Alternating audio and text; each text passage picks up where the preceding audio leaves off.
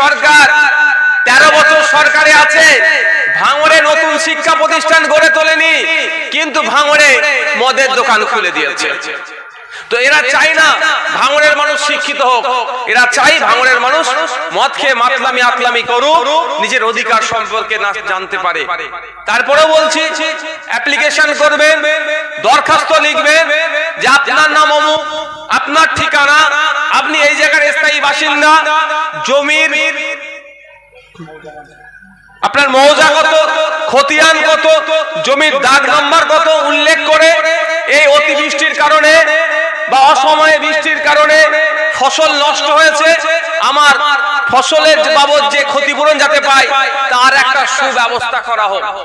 করে আপনারা কি করবেন, দরখাস্ত করে কোনো নেতা কেতা কাউকে তেল লাগাতে হবে না, সিধে চলে যাবেন বিডিও অফিসে গিয়ে জমা করে একটা রিসিভ নেবেন। কি বললাম? রিসিভ নেবেন, রিসিভ নিতে ভুলে যাবেন না, তাহলে কিন্তু আমি লড়াই করতে পারবো না আপনাদের জন্য। কারণ আপনাদের বলছি, আপনারা দেখেছেন হয়তো মমতা ব্যানার্জি ঘোষণা করেছে যাদের ফসল নষ্ট হয়েছে ক্ষতিপূরণ দেওয়া হবে, কিন্তু দুর্ভাগ্যের বিষয় ফসল নষ্ট হয়েছে কারিমুলের, নওশাদ সিদ্দিকী অ্যাপ্লিকেশন করে মাল তুলে খেয়ে নিচ্ছে। বুঝতে পারছেন? ফসল নষ্ট হয়েছে রায়নুরের, আলমগীর অ্যাপ্লিকেশন করে মাল তুলে খেয়ে নিচ্ছে। কারণ কারিমুল রায়নুর তো অ্যাপ্লিকেশন করেনি বা জানে না, মালটা তো আসবে ব্লকে, যে হোক একজন হজা বড় ল নাম দিয়ে টাকাটা লুটে হয়ে যাচ্ছে। তাহলে আপনারা কি করবেন, যার প্রকৃত অর্থে ফসল নষ্ট হয়েছে দরখাস্ত করে জমা দিন এবং একটা রিসিভ কপি রাখুন। যদি ক্ষতিপূরণ হয়তো 40 জনকে দিতে চাইছে, 60 জন অ্যাপ্লিকেশন হয়েছে, বা প্রকৃত যারা আপনার থেকে বেশি ক্ষতিগ্রস্ত হয়েছে তারা পেয়েছে, তাতে আমার কোনো সমস্যা নেই। আর যদি দেখি আপনার পরিবর্তে অন্যজনটা নিয়েছে, তখন কি হবে? বিডিও কে কিন্তু কোনো মতেই ছাড়া হবে না, এডিএ কে কোনো মতেই ছাড়া হবে না। তাই বন্ধুগণ, আপনারা যারা মাইকের আওয়াজ শুনছেন, যদি মিডিয়ার মাধ্যমে মিডিয়া বন্ধুরা যদি ইচ্ছা করে এটা দেখায়, আপনাদেরকে যদি দেখানোর চেষ্টা করে যদি দেখতে পান, আমি প্রত্যেকের উদ্দেশ্যে বলছি অ্যাপ্লিকেশন করে ভিডিওতে জমা করুন। এডিএ স্যারের সাথে গিয়ে কথা বলুন, অ্যাসিস্ট্যান্ট ডিরেক্টর অফ এগ্রিকালচার, তাকে জানান এই হয়েছে, তার সাথে কথা বলুন। আশা করছি আপনাদের ক্ষতিপূরণ পাবেন। এই যে রাইনুর বলছিল না খেতে পেয়ে গলায় দড়ি দেবে, ওটা ভুলো, মানে যা পরিস্থিতি হয়ে গেলে করতে পারে। আমি অনুরোধ করব কৃষক বন্ধুদেরকে, ও কাজ আপনারা করবেন না। আপনাদের মেহনতের জন্য পশ্চিম বাংলার অর্থনীতির চাকাটা ঘুরছে। আপনারা যদি চাষবাস করা বন্ধ করে দেন, পশ্চিম বাংলা সরকার ভেঙে পড়বে, এই সরকারটাই ভেঙে পড়বে, অর্থনীতির দুরবস্থা কাটিয়ে উঠতে পারবে না। আপনারা যদি মেহনত করা বন্ধ করে দেন, এই হসপিটালের ডাক্তারগুলোর মাইনে হয়তো অর্ধেক বন্ধ হয়ে যাবে। আপনারা যদি মেহনত করা বন্ধ করে দেন, পুলিশে যারা চাকরি করছে তাদের অর্ধেকের হয়তো মাইনে বন্ধ হয়ে যাবে। আপনারা যদি মেহনত করা ছেড়ে দেন, মাঠে যাওয়া ছেড়ে দেন, স্কুলের টিচারের 50% টিচারের কিন্তু হয়তো মাইনে তারা পাবে না। কারণ পশ্চিম বাংলায় যে রাজস্ব আসে, সেই রাজস্বর 50% আমাদের কৃষক ভাইদের লড়াইয়ের ফলে, তাদের আত্মত্যাগের ফলে, অনেক ক্ষেত্রে আত্মবলিদানের ফলে তাদের জন্য আমাদের অর্থনীতির চাকাটা ঘুরছে। যে চাকা ঘুরছে 50% তাদের সহযোগিতায়, কৃষকদের সহযোগিতায়। তো কৃষকরা তো প্রকৃত বীর আমাদের দেশের, যেমন সেনাবাহিনীরা প্রকৃত বীর, সাথে সাথে আমি মনে করি কৃষকদেরকেও প্রকৃত বীর হিসাবে আখ্যায়িত করা হোক। কিন্তু দুর্ভাগ্যের বিষয়, শুধু না জানার ফলে এদের লুট হয়ে যাচ্ছে অন্য জায়গায়। তাই বন্ধুগণ, একটু সজাগ থাকুন। এত রাগ কেন আমার উপরে, বুঝতে পারছেন? স্পেশাল অবজারভার ভাঙড়ে দিতে হবে। কই শুভেন্দু অধিকারীর জন্য কিছু বলছে এরা? এদের মুখে শুনেছেন? প্রয়োজন হয় আমরা যদি রক্ত দিয়ে সহযোগিতা না করি, তাহলে প্রয়োজনের সময় পাওয়াটাও কষ্টকর হয়ে ওঠে। রক্ত আর লেদার কমপ্লেক্সে তৈরি হয় না। যদি লেদার কমপ্লেক্সে তৈরি হতো, ওই নোটোরিয়াস ক্রিমিনাল দেখতে সব নিয়ে বলে বিরোধীদেরকে আর দেবো না। রক্ত আর পুকুরে মাছ চাষের মতো হয় না, রক্ত বা চাষের মতো জমিতেও হয় না। রক্ত মানুষের শরীর থেকে মানুষকে দিতে হয়। সায়েন্স বলছে, কোন মানুষ যদি প্রতি 90 দিন ছাড়া ছাড়া রক্ত দেয়, কোন পুরুষ যদি 90 দিন ছাড়া, মহিলা যদি 120 দিন ছাড়া রক্ত দেয়, তার ক্যান্সার রোগের সম্ভাবনা অনেক কমে যায়। আপনি দেখুন আজকে লক্ষ্য করলে দেখা যাবে একটা সময় ছিল ক্যান্সার জেলাতে হয়তো খুঁজে পাওয়া যেত না, এখন দেখবেন পাড়াতে পাড়াতে ক্যান্সার রোগ ঢুকে গিয়েছে।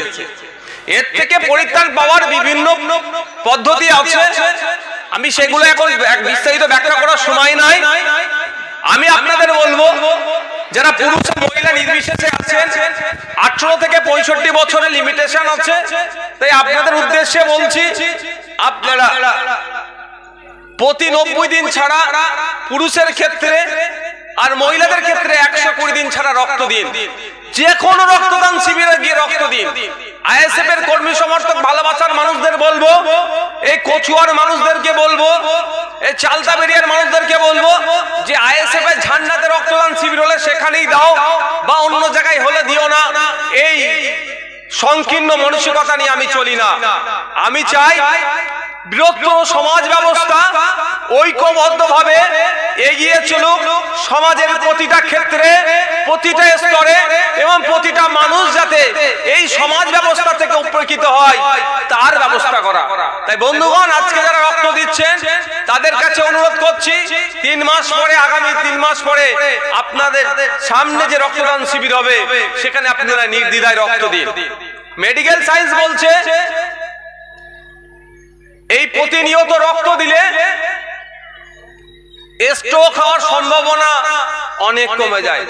আজকে আমরা যেখানে আছি এই বুথের এলাকার মানুষজন, আপনারা বলুন এই ধরনের ঘটনা হামেশাই ঘটছে। 35 বছরের যুবক, 30 বছরের যুবক, 40 বছরের মানুষ, 45 বছরের মানুষ, 50 বছরের নিচের মানুষও কিন্তু স্ট্রোক হয়ে যাচ্ছে। হচ্ছে না ভাই?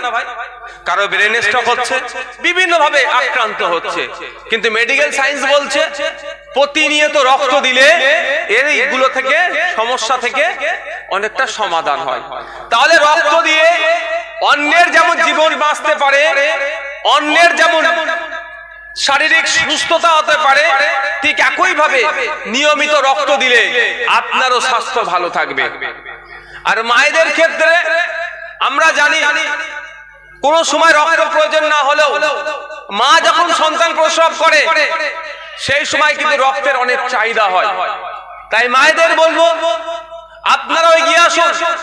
আর ভাঙড়ের মায়েদেরকে নতুন করে আমার মনে বলতে লাগবে না, ভাঙড়ের মায়েরা রেকর্ড যেটা করে রেখেছে এখনো কেউ ভাঙতে পারেনি।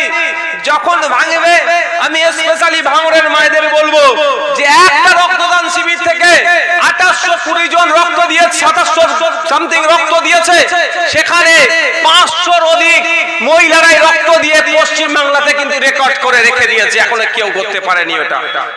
ও রেকর্ড যেদিন ভাঙবে তার অল্প দিনের মধ্যেই আমাদের নেতৃত্বদেরকে বলবো, মায়েদেরকে বলবো এগিয়ে আসুন, আপনারা রক্ত দিয়ে নতুন করে রেকর্ড করুন। তাই মায়েরাও এগিয়ে আসুন, রক্ত দিন। সমাজ ব্যবস্থাকে এগিয়ে নিয়ে যেতে পুরুষের সাথে সাথে মহিলারাও কিন্তু কোনো অংশে পিছিয়ে থাকে না।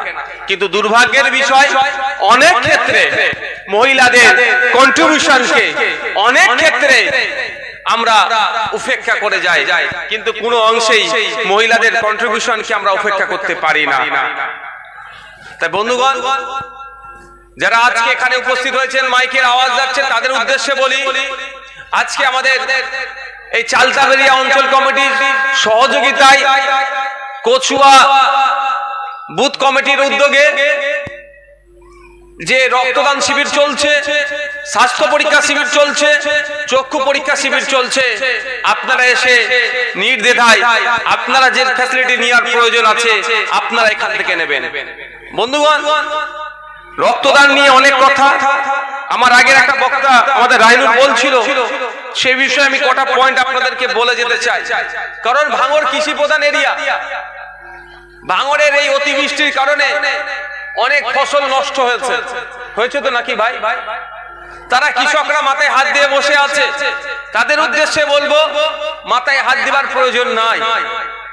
আপনারা আপনাদের জমির পর্চার জেরক্স, যে জমি ফসল নষ্ট হয়েছে তার ছবি তুলে একটা দরখাস্ত লেখেন, বিডিওকে অ্যাড্রেস করে বা এডিএ কে অ্যাড্রেস করে কপি ভিডিওকে দিন। আপনার নাম লিখে আপনি অ্যাড্রেসটা করুন, সাবজেক্ট হিসাবে বিষয় কি লিখবেন, ক্ষতিপূরণ পাওয়ার জন্য আবেদন, এতটুকুই লিখুন। বেশি তো আমাদেরকে পড়াশোনার ব্যবস্থা করে দেয়নি।